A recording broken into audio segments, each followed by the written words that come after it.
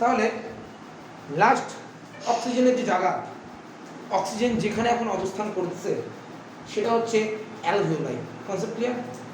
Millions of alveoli আছে, তার মধ্যে সিঙ্গেল ওয়ান অ্যালভিওলাই নিয়ে আমি কথা বলছি। ক্লিয়ার?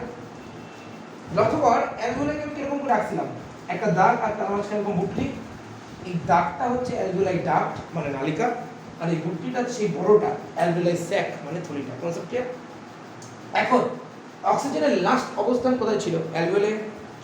এখন তোদের মনে নেক্সট প্রশ্ন যে স্যার অক্সিজেনটা যাবে কোথায়, কি দরকার ছিল আমাদেরকে অক্সিজেন গ্রহণ করার, সেই প্রশ্নের দিকে কিন্তু আমরা এখন আগাবো। ক্লিয়ার? লাস্ট যখন পড়াই তোদের এই কথাটা আমি বললাম যে আমাদের সেলের মধ্যে আগের থেকে কে সঞ্চিত আছে? গ্লুকোজ। এরা যদি আমাদের একটা সেল হয় তাহলে সেলের আগের থেকে কে সঞ্চিত আছে? গ্লুকোজ। গ্লুকোজ মানে কি? C6H12O6। তোরা কি জানিস? তোরা কি জানিস? এখন প্রশ্ন হচ্ছে এই অক্সিজেনটা কোথায় আসবে? আমাদের এই সেলগুলো আসবে যেখানে গ্লুকোজ সঞ্চিত আছে। কেন আসবে আমি ব্যাখ্যা দিচ্ছি। ক্লিয়ার? এই অক্সিজেনটা এই যে সেলে এই আসবে, যে আসার জন্য এই সেলগুলোতে যে গ্লুকোজ সঞ্চিত আছে, এই সেলগুলোতে আমাদের ওফো, সেটা তো গ্লাইকোজেন, সেটা তো গ্লাইকোজেন হিসাবে, সেটা তো পরবর্তী, তো অন্য কনসেপ্ট। ঠিক আছে? এইবার এই যে সেলটা, এই সেলের মধ্যে কে সঞ্চিত আছে? গ্লুকোজ সঞ্চিত আছে। ক্লিয়ার? এখন প্রশ্ন হচ্ছে অক্সিজেনকে এই সেল পর্যন্ত আসতে হবে। আর যতটা আসাটা যতটা সহজ বলছি, আসাটা তত সহজ না। মনোযোগ দিয়ে এখন কনসেপ্টটা লক্ষ্য করবি। আমাদের যে ব্লাড, তোদের মনে এখন নেক্সট আর একটা পোর্শন আমি ক্লিয়ার করাবো, সেটা ব্লাডে গিয়ে আরও ডিটেলসে বলবো। আমাদের যে ব্লাড সেটা দুইটা জিনিস নিয়ে তৈরি, একটা রক্ত রস আর একটা রক্ত কণিকা।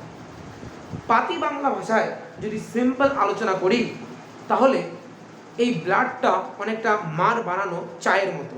এখনই বলবি তুই চার সাথে ব্লাডের কথা সম্পর্ক পাইলে তো? দেখ, চিনির দানাগুলা যদি খালি খালি মুখে দিস তাহলে দানা দানা ফিল করিস না, মানে চিনিটা মুখে গেলে দানা দানা ফিল করিস না। এই চিনির দানাটা দিয়েই তো চা তৈরি হয়। তাহলে যখন চাটা বানায়, মা যখন চাটা তোর সামনে এনে দেয়, তুই যে চাটা খাইস সেই চাটার মধ্যে চিনিগুলোকে কি দানা দানা ফিল করিস? কিন্তু সেই চিনির অস্তিত্ব সেই জলটার মধ্যে থাকেই থাকে না, থাকে। তার মানে রক্ত দুইটা জিনিস দিয়ে তৈরি, একটা রক্ত রস, একটা রক্ত কণিকা। তাহলে রক্ত রস হচ্ছে মার বানানো চায়ের জন্য সেই জলটা, আর রক্ত কণিকা হচ্ছে সেই জলে মিশে থাকা চিনিগুলা। কনসেপ্ট ক্লিয়ার করতে পারলাম? ব্লাডে আরও ডিটেলস বলবো। ক্লিয়ার? রক্ত কণিকা তিন প্রকারের, আরবিসি, ডাব্লিউবিসি, প্লেটলেটস। লোহিত রক্তকণিকা, শ্বেত রক্তকণিকা আর অনুচক্রিকা। Concept clear? এর মধ্যে শ্বেত রক্তকণিকা আর অনুচক্রিকা নিয়ে আলোচনা করবো হচ্ছে আমি আবার ব্লাডে। ক্লিয়ার? রইল বাকি লোহিত রক্তকণিকা।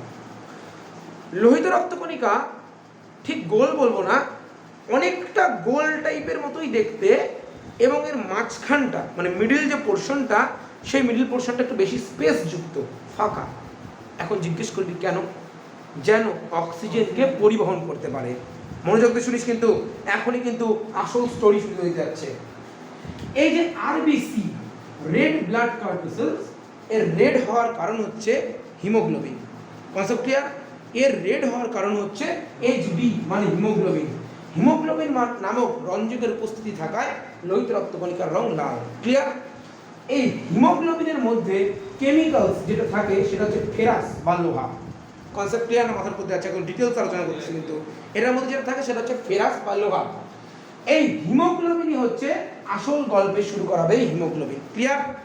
এখন থেকে আরো একটা কথা বলবো, মনোযোগ দিয়ে কথাটাকে সারা জীবন মাথায় রাখবি।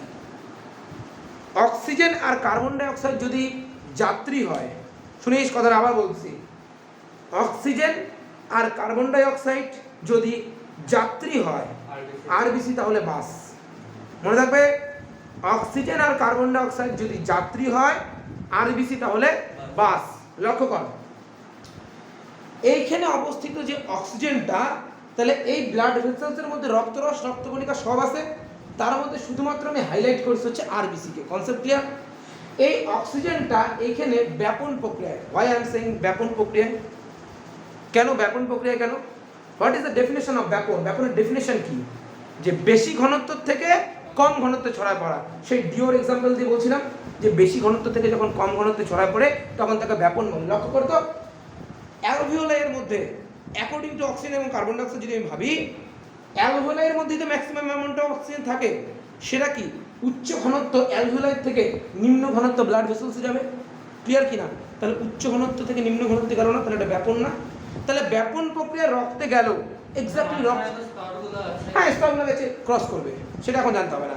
এগুলো না, এখানে কোনো অর্ধবেদ্য পর্দার মধ্যে স্তর নেই। অর্ধবেদ্য পর্দা থাকলে একমাত্র অভিযোগ। ক্লিয়ার? তাহলে ব্যাপন প্রক্রিয়া ওটা এখন কোথায় যাবে? ব্লাড ভেসেলসে যাবে। এখন আমার প্রশ্ন হচ্ছে ব্লাড ভেসেলসের ব্লাডে যাবে মানে কি? ও আরবিসির মধ্যে ঢুকবে।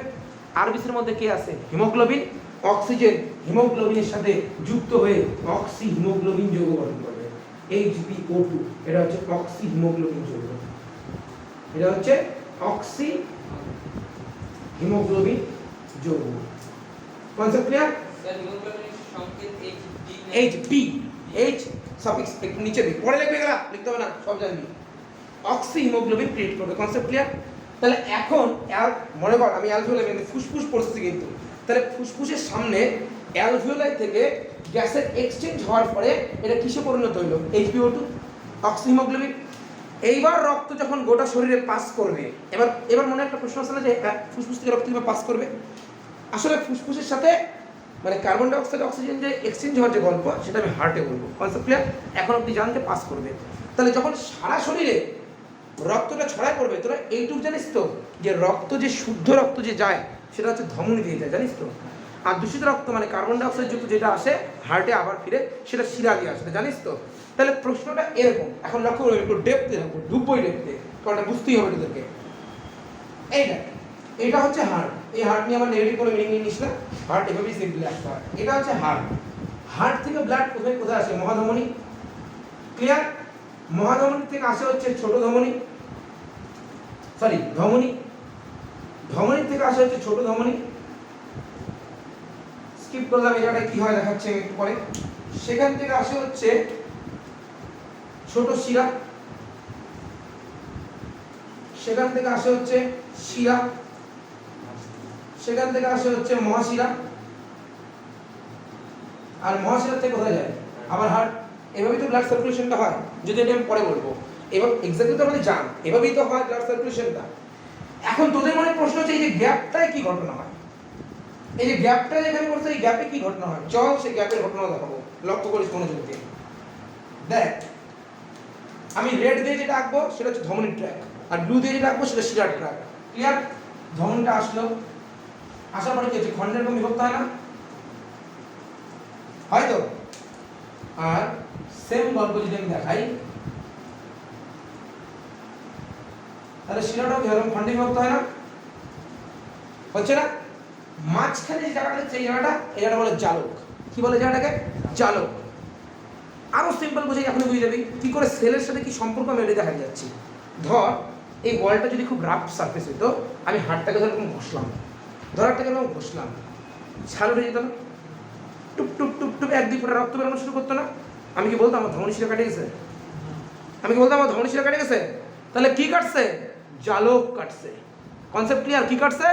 জালক কাটছে। কিন্তু সেখানে মিনিমাম অ্যামাউন্ট অফ ব্লাড থাকায় আমার হাত দিয়ে রক্ত বেরোচ্ছে। ক্লিয়ার? তার মানে আমাকে এইটুকু শিওর হইতে হবে যে রক্ত যখন হার্ট থেকে মহাধমনীতে যায়, মহাধমনী থেকে ধমনী, ধমনী থেকে ছোট ধমনী, তারপরে জালক, জালকে যাওয়ার পর সেখান থেকে সেল হয়। কোথায় যায় এরপরে? কোথায় যায়? সেল। মানে আমি যদি এখানে ছবিটাকে এরকম দেখাই, তাহলে এরকম ভাবে সেলগুলো আসে এখানে। সেটা জালক, লটস অফ জালক আমাদের শরীরে আছে, লটস অফ, মানে সেটা কোনো বলার কিছু নাই। সেলে কোথায় থাকে না? সেলে। মাথায় রাখবি কলা রসের মধ্যে সেলগুলা ভাসতে থাকে। কিসের মধ্যে ভাসতে থাকে? কলা রসের মধ্যে সেলগুলা ভাসতে থাকে।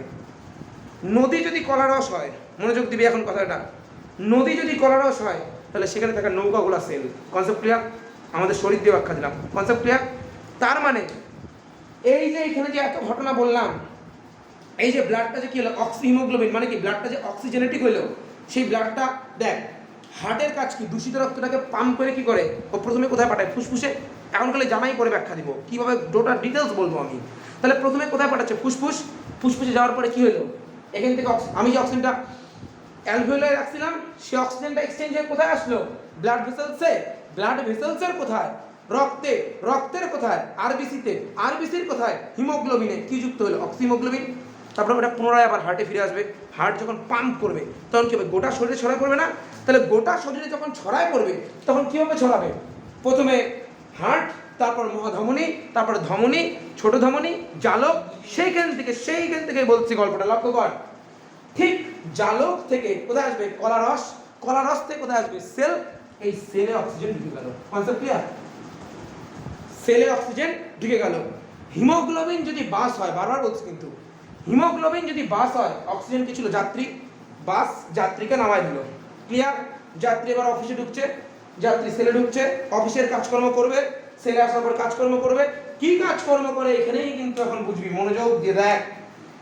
অক্সিজেন, আচ্ছা এগুলো মুছে দিই, এত বুঝছিস, এগুলো মুছে দিই, দেখ লক্ষ্য কর। অক্সিজেন এখানে সেলে আসার পর কি করে দেখ, অক্সিজেন সেলে থাকা গ্লুকোজকে, অক্সিজেন আসলে কি বলি? জারণ। হাইড্রোজেন আসলে কি বলি? বিজারণ। তাহলে জারিত করবে, এখানে উৎসেচক থাকবে, তৈরি করবে CO2 H2O শক্তি। এই শক্তিটা দুই প্রকারের, একটা গতি, যার জন্য আজকে বাড়ি থেকে আমরা এখানে পড়তে আসছিস, আর একটা তাপ, যার জন্য তোর শরীরটা গরম। Concept clear? কোনো প্রশ্ন? তাহলে দেখ, এই কার্বন ডাই অক্সাইডটা, মনোযোগ দে, এই কার্বন ডাই অক্সাইডটা আমার কোথায় ক্রিয়েট হয়েছে? এই সেলটাই ক্রিয়েট হয়েছে না? সবই সেলে ক্রিয়েট হয়েছে। তাহলে কার্বন ডাই অক্সাইডটা কোথায় হয়েছে? সেলটাই ক্রিয়েট হয়েছে না? তাহলে ঠিক যেই পথে অক্সিজেনকে হিমোগ্লোবিন ছাড়ছিল, যেই পথে অক্সিজেনকে হিমোগ্লোবিন ছাড়ছিল, ঠিক তার অপোজিট পথে যাবে কিনা কার্বন ডাই অক্সাইড? তাহলে কার্বন ডাই অক্সাইড সেল থেকে কোথায় আসবে? এখানে কলারস, কলারস থেকে কোথায় যাবে? ছোট শিরা, ছোট শিরা থেকে কোথায় যাবে? শিরা, শিরা থেকে কোথায় যাবে? মহাশিরা, মহাশিরা থেকে কোথায় যাবে? হার্ট। আবার প্রসেস সেম গল্প চলতেই থাকবে। তাহলে এইখানে যখন আসবে অ্যালভিওলাইয়ের সামনে, ওই যে হার্ট থেকে যখন অ্যালভিওলাইয়ের সামনে যাবে, বুকে আসবে, ফুসফুসে আসবে, তখন কি হবে? সেম গল্প। কার্বন ডাই অক্সাইডের সময় বলবো না ব্যাপন? কার্বন ডাই অক্সাইডের তো ব্যাপন। কোন অ্যাঙ্গেলে কার্বন ডাই অক্সাইডের ব্যাপন? ব্লাড ভেসেলসের মধ্যে কার্বন ডাই অক্সাইডের পরিমাণ কি বেশি? অ্যালভিওলাই কি কার্বন ডাই অক্সাইডের পরিমাণ কম? তাহলে এইটা কি হবে? বেশি থেকে কমে আসবে না? তাহলে বলবো না এটা কার্বন ডাই অক্সাইডের ব্যাপন? ঠিক অক্সিজেনের যেরকম ব্যাপন ছিল এখান থেকে এখানে যাওয়ায়, তাহলে কার্বন ডাই অক্সাইডের এখানে ব্যাপন বলবো। তাহলে ঠিক যেই পথে অক্সিজেন ঢোকে, ঠিক তার অপোজিট পথে কার্বন ডাই অক্সাইড কিভাবে বেরোয় যাবে? তাহলে কার্বন ডাই অক্সাইড কিভাবে বেরোবে? ব্লাড ভেসেলস থেকে অ্যালভিওলাই, অ্যালভিওলাই স্যাক, মনোযোগ দিস আমার কথাটা, অ্যালভিওলাই স্যাক থেকে অ্যালভিওলাই ডাক্ট, অ্যালভিওলাই ডাক্ট থেকে ব্রঙ্কিওল, ব্রঙ্কিওল থেকে ব্রঙ্কাস, ব্রঙ্কাস থেকে ট্রাকিয়া, ট্রাকিয়ার থেকে ল্যারিংস, ল্যারিংস থেকে ফ্যারিংস, ফ্যারিংস থেকে অন্তনাসনন্দ, অন্তনাসনন্দ থেকে নাসাগহ্বর, নাসাগহ্বর থেকে বহিনাসনন্দ, নাকের ফুটা দিয়ে দেহের বাইরে। ক্লিয়ার কিনা বল? ক্লিয়ার? ক্লিয়ার হয় নাই? হইতে হবে না তাহলে আর।